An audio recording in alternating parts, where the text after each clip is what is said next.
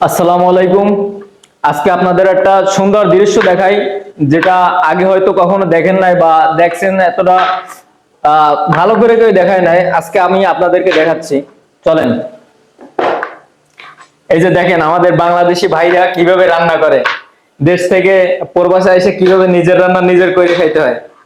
ভাই, দেশে যে খাবার খাইতেন, রান্না করা খাবার, সেইটা খাইতে মজা বেশি নাকি এখন নিজে রান্না করে খাইতে মজা বেশি? ভাই নিজে রান্না করে খাইতে অনেক স্বাদ।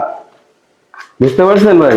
ভাই আজকে কি রান্না করতেছেন? আজকে হচ্ছে ফুলকপি, সাথে সিম আর টমেটো হবে, চিংড়ি মাছ দিয়ে ঝোল ঝোল রান্না হবে আজকে। ও মাই গড ভাই, সেরা ভাই। কাটিং তো সেই হয়েছে ভাই, এরকমের হয়তো মহিলারাও কাটতে পারবে না নাকি? না, তা অবশ্য ঠিক বলছেন, বলে থেকে আগাই না তারপর পুরুষ তো একটু পিছিয়ে না। ভাই আপনি কি জানেন পুরুষের হাতে রান্না মজা বেশি? অবশ্যই। এগুলো মেয়েরাই বলে নাকি, আমি শুনছি আর কি। মেয়েরা বলে তো পাম মারার জন্য, যেন রান্না করে স্বামী খাওয়ায়, এই জন্যই ও বলে। মাই গড। এই যে ভাই কি করতেছে, দেখি ভাই কি করেন। উনি এই ভাই চিংড়ি মাছ করছে, ও মাই গড। এত সুন্দর করে চিংড়ি মাছ করতে পারেন ভাই? আগে কি অভিজ্ঞতা আছে নাকি? না ভাই।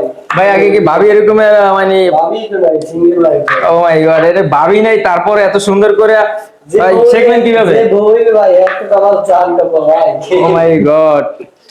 যাই হোক, আমাদের ভিডিও এখানেই শেষ। এটাই কি ভাই? ভাত রান্না করতেছি। এখানে ফুলকপি রয়েছে, এখানে মরিচ কুচানো, আর সিম পেঁয়াজ কুচানো।